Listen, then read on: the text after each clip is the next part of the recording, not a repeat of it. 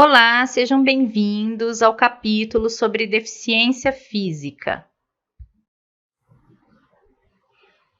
A definição de deficiência física, segundo o Ministério da Educação, é um comprometimento das funções motoras, da mobilidade, da coordenação motora geral, da fala. Esse comprometimento pode ser causado por lesões neurológicas, neuromusculares, ortopédicas ou por má formação inata ou adquirida. Em 6 de julho de 2015, a Presidência da República decretou a Lei 13.146, chamada Lei Brasileira de Inclusão da Pessoa com Deficiência, que é conhecido popularmente como Estatuto da Pessoa com Deficiência ou Estatuto do Deficiente. E, segundo essa lei, toda pessoa que tem um comprometimento funcional de natureza física, mental, sensorial, que é aquele que atinge um dos 5 sentidos, como a visão, a audição, ou intelectual, como o caso de um retardo mental, e esse comprometimento limite a sua participação social, impeça essa pessoa de integrar a sociedade em nível de igualdade de condições com as outras pessoas, ela é considerada um deficiente. Então, esse estatuto, ele vai falar não só daquelas deficiências inatas, né, congênitas, e que vão ser carregadas pela pessoa o resto da vida, mas também pelas deficiências temporárias, que uma pessoa que tem um comprometimento de um dos membros, por exemplo, não conseguir mover uma perna, um braço, desde que isso comprometa a função social dela, como a função do trabalho ou exercício de ir e vir, ela vai ter direito a todas as características abrangidas pela lei de inclusão do deficiente na sociedade. Então, ela vai ter prioridade no atendimento, prioridade na acessibilidade, entre outras coisas, né? As pessoas, elas podem ter suas funções sociais comprometidas das mais diversas formas. Então, esse Estatuto do Deficiente vai atender a todas essas pessoas enquanto elas estiverem impossibilitadas de funcionar em sociedade, né? Vamos usar a palavra funcionalidade, funcionar em sociedade em condição de igualdade com as outras pessoas. Bom, existem 4 tipos de deficiência, segundo a Organização Mundial de Saúde. Nós temos a deficiência visual, que é caracterizada ou pela baixa visão. Então, ela aparece de forma gradativa. Pessoas que enxergam pouco, que são os de baixa visão, até os que não enxergam absolutamente nada, que aí sim são os cegos. Tem a cegueira. A escola ela vai atuar de acordo com o diagnóstico da deficiência do aluno. Se ele tem baixa visão, ele pode trazer para a escola já óculos ou algum tipo de forma de enxergar o ambiente em que ele vive. Fora isso, a escola deve providenciar um material ampliado e colorido para esse aluno. Então, ele vai fazer um alfabeto colorido, grande, tátil, porque o tato vai auxiliar a criança a compreender aquelas letras. Pode fazer quadrados com letras e sílabas para que a criança possa manipular. Também com uma letra ampliada, também colorido e também tátil. A criança que apresentar a cegueira total, ela vai ter que ter acesso ao método Braille. Então, o material vai ter que vir em Braille, a criança vai ter que ser alfabetizada nesse sistema para que ela saiba identificar os textos em Braille. Ou seja, a escola vai ser responsável pela adaptação do material dessa criança. Quanto à deficiência auditiva, nós temos também a deficiência auditiva propriamente dita, que é quando a pessoa ouve alguns sons um pouco mais altos, mas não o suficiente para ouvir, por exemplo, uma aula inteira de um professor. Então, a criança ela pode usar o aparelho para facilitar a comunicação com o professor, ou então ela pode usar a língua de sinais, a Libras. Se a criança optar pela linguagem de sinais, ou no caso a família optar pela linguagem de sinais, a criança precisa ser alfabetizada em Libras, então precisa ter um intérprete de Libras na escola. A questão da surdez é uma questão delicada dentro da escola e fora da escola também. Por quê? Para você ensinar um aluno com surdez, você tem alguns recursos. O primeiro recurso é o oralismo, em que a criança usa um aparelho auditivo para tentar captar o som. Se ela tiver aquele aparelho auditivo, biológico mesmo, com alguma possibilidade de captar esse som, eles colocam o aparelho e a criança é auxiliada a usar esse aparelho. Ela é auxiliada a aprender a falar e também fazer a leitura labial da pessoa que está falando. Então, esse método é o oralismo. Alguns pais, algumas famílias querem que a criança se comunique dessa forma. Nós temos o método da comunicação total, em que a família e a escola vão usar todos os recursos possíveis. Então, ela vai usar o aparelho auditivo, ela vai usar a língua de sinais, ela vai usar todos os recursos disponíveis. É um método criticado porque alguns teóricos acreditam que quando você decide usar tudo, você não aprofunda e acaba não aprendendo nenhum direito. Então, a criança acaba não aprendendo a falar, nem a ler lábio, nem o sinal, nem a língua de sinais. Tá? É um método muito criticado. E também a comunicação através da linguagem de sinais, que é a mais recomendada pela educação, pelos teóricos da educação, e é também recomendada pela comunidade surda.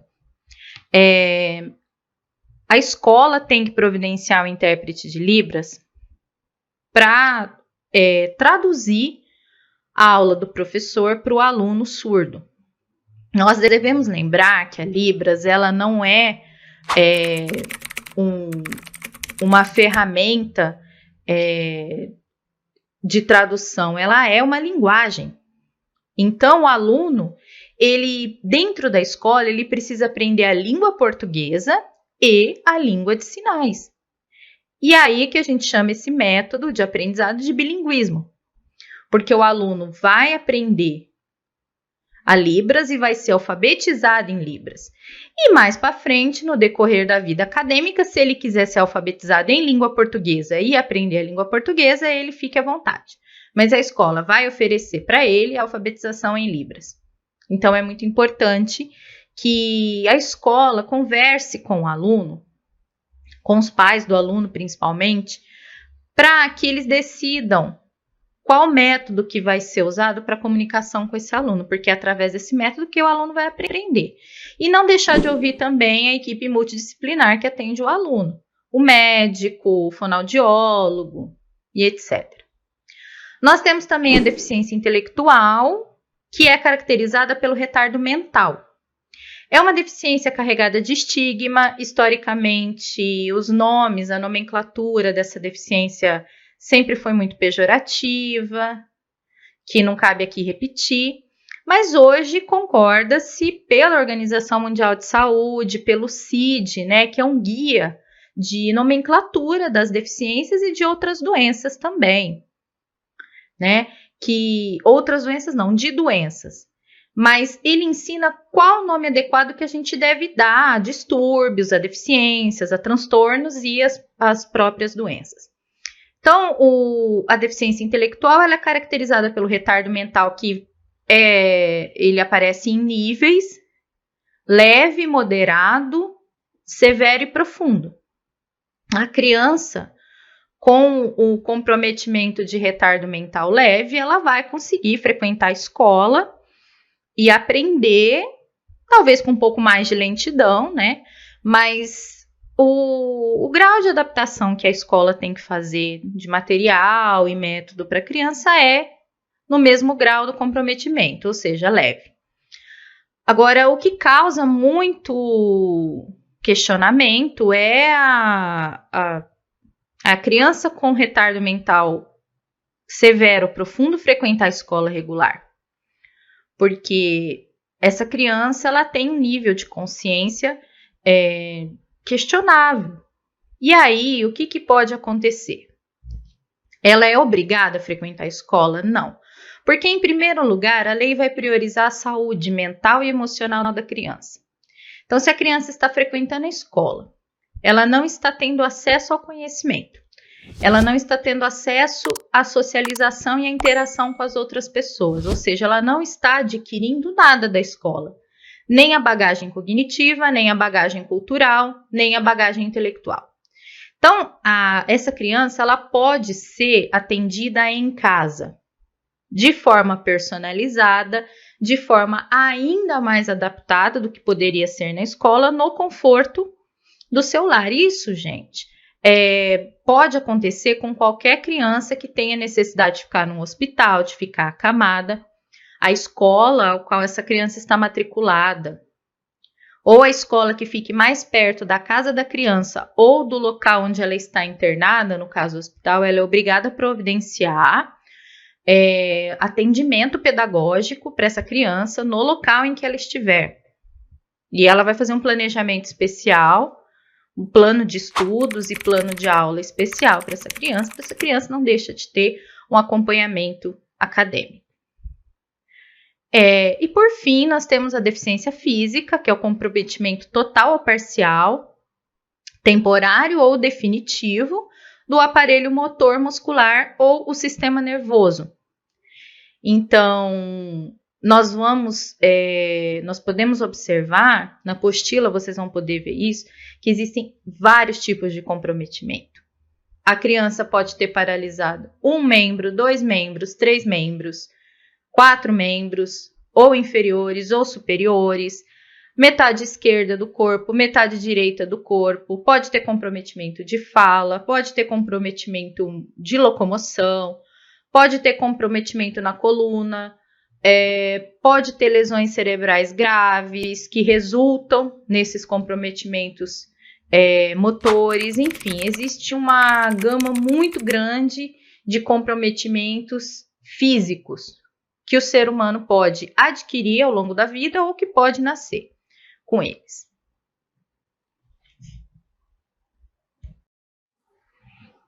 Bom, antes da gente prosseguir falando de deficiência física, é importante a gente abrir um parênteses aqui para explicar duas coisas.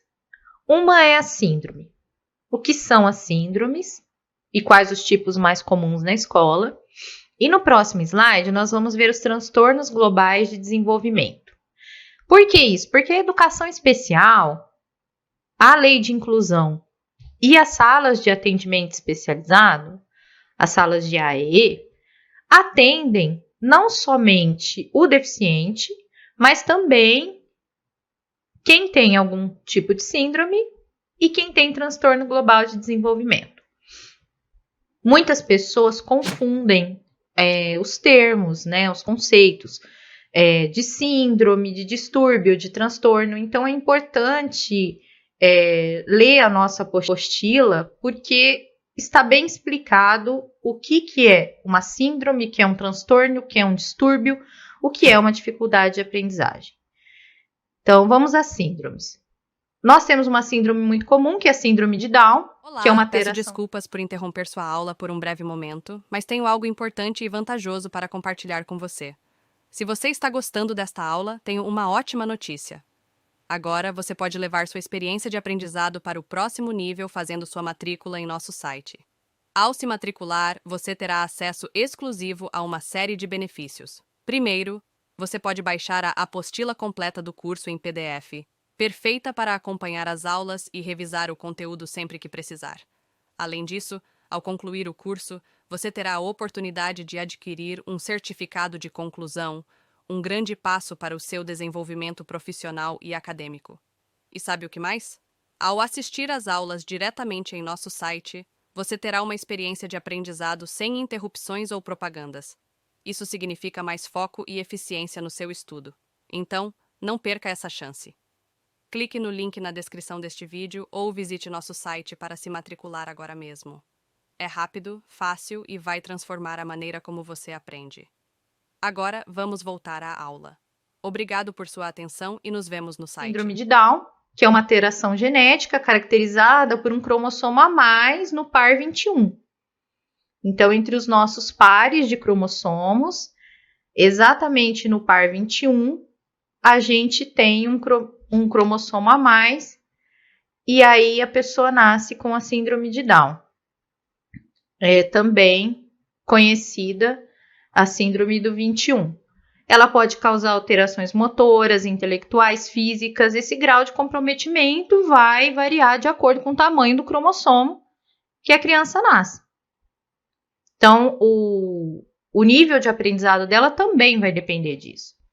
A síndrome alcoólica fetal, que é caracterizada por um comprometimento no desenvolvimento físico ou mental e é causado, como o próprio nome fala, pela ingestão excessiva de álcool pela mãe durante a gravidez. Nós temos a síndrome de Williams, que a criança que tem essa síndrome tem uma sociabilidade excessiva, ela é muito intensa, ela é muito ativa, conversa muito, abraça muito. Ela vem acompanhada de um retardo mental e algumas anomalias, vai depender também do nível da mutação genética. A síndrome de Tourette, um pouco mais rara, mas é um distúrbio neurológico que causa tiques verbais e motores. Então, a pessoa pronuncia palavras que ela não tem controle, não são voluntárias, certo? E a síndrome da rubéola congênita, muito importante o acompanhamento pré-natal, porque essa síndrome ocorre quando a mãe contrai o vírus da rubéola no primeiro trimestre da gestação. Isso causa anomalias mentais e físicas na criança.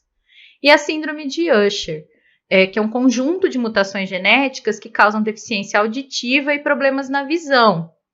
Então, ela tem um problema na retina e ela tem muita dificuldade para ouvir e para enxergar. Essas as síndromes mais comuns na escola, mas pode haver mais síndromes, certo? É muito importante que o professor que tenha uma criança de inclusão portadora de alguma síndrome, que ele estude essa síndrome e as maneiras de se comunicar com essa criança e, consequentemente, de ensinar essa criança. Entre os transtornos globais de desenvolvimento, nós temos o mais comum, o autismo. O autismo, ele está entre o grau leve, moderado e severo. Mas nós temos um tipo de autismo mais leve ainda que o grau leve, que é a síndrome de Asperger.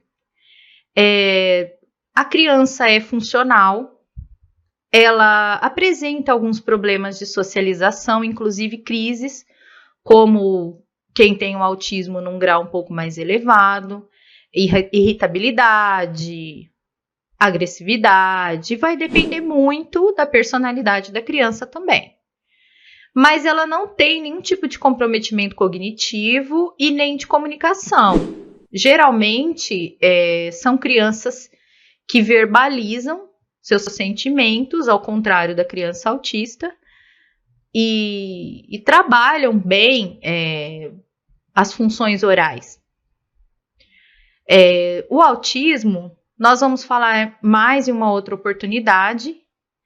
É muito complexo falar de autista, porque além dos graus diversos que ele tem, do leve até o profundo, ele também varia muito de criança para criança. Então, duas crianças com autismo leve, elas podem ter comportamentos diferentes, elas podem ter comprometimentos diferentes, né? Voltando às síndromes mais comuns, a síndrome de Rett, mutação genética no cromossomo X, então só aparece em meninas, e é caracterizada por um atraso mental grave e comprometimento motor. A criança com síndrome de Rett vai precisar de muito acompanhamento, de muitas adaptações, para que ela possa aprender, mas ela consegue aprender.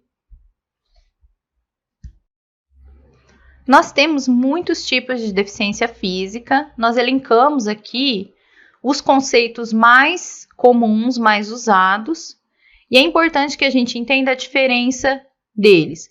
Por exemplo, a paraplegia e a paraparesia são perdas dos membros inferiores ou superiores. Na paraplegia, perda permanente. Na paraparesia, perda parcial, ou das pernas ou dos braços.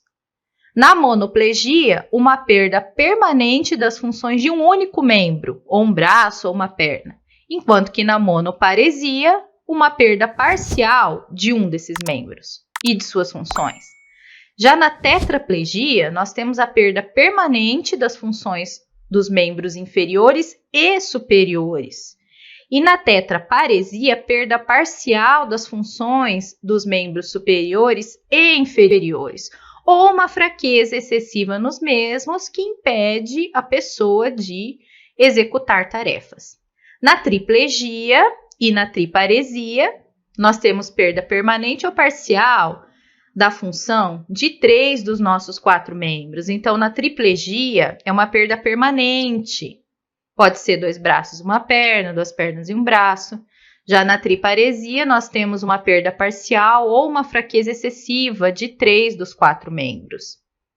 Na hemiplegia, nós temos paralisia total de uma das metades, esquerda ou direita do corpo. Acontece muito com pessoas que têm AVC, que têm derrame cerebral.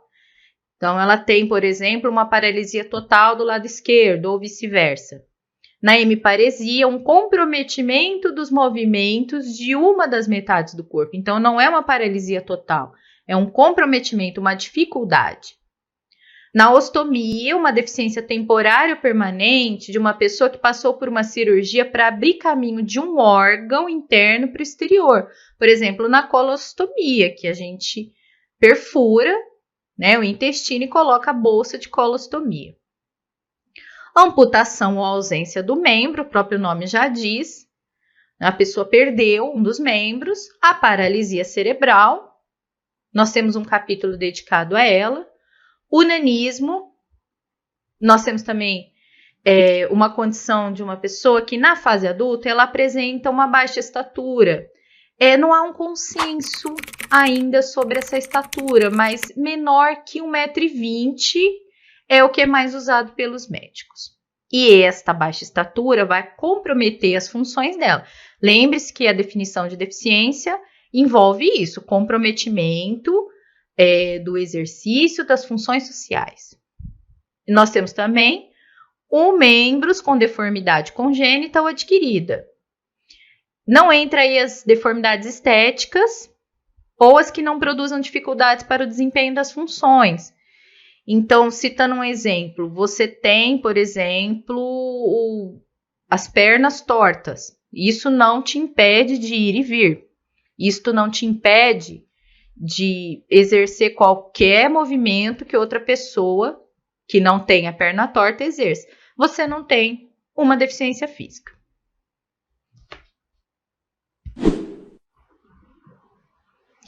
Entre as causas da deficiência física, a pessoa pode adquirir essa deficiência antes de nascer, no nascimento ou depois.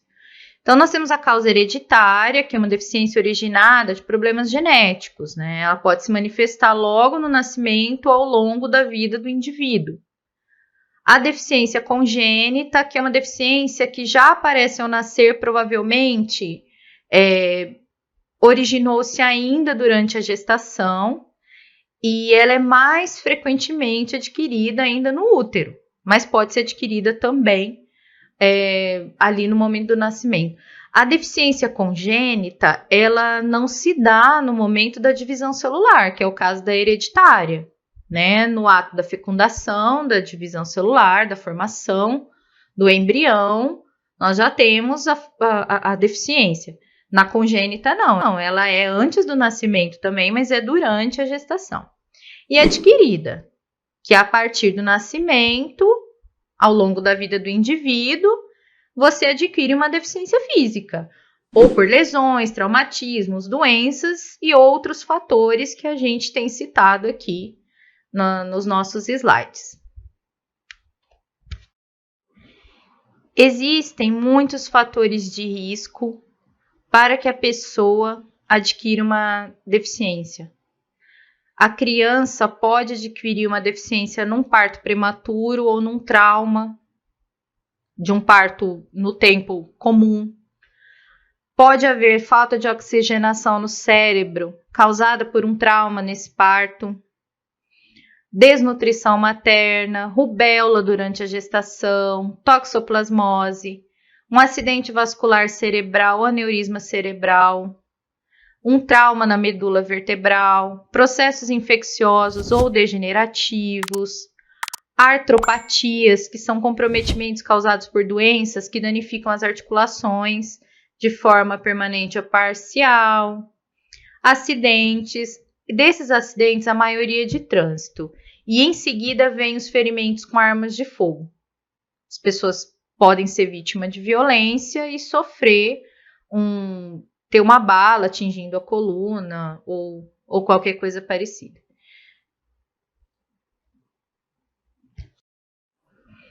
Entre os muitos fatores de risco para se adquirir uma deficiência física, a Organização Mundial de Saúde cita 5 principais.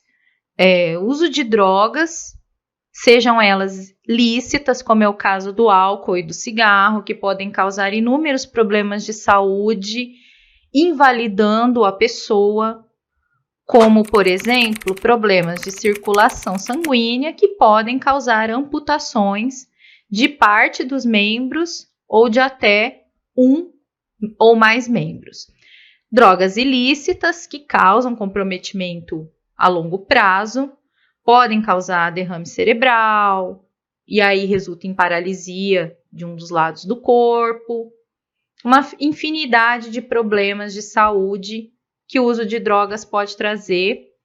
Acidentes na prática de esportes, é muito importante que a pessoa procure por orientação e supervisão ao praticar qualquer tipo de esporte.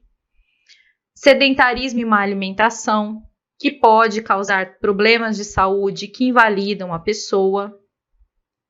Uma rotina estressante, que também pode causar um infarto, um AVC e também invalidar a pessoa. E no caso de localidades sem saneamento básico, nós temos endemias que podem comprometer a saúde da pessoa a ponto de causar uma deficiência. Desde o nascimento, nós devemos ficar atentos ao desenvolvimento físico e cognitivo das crianças.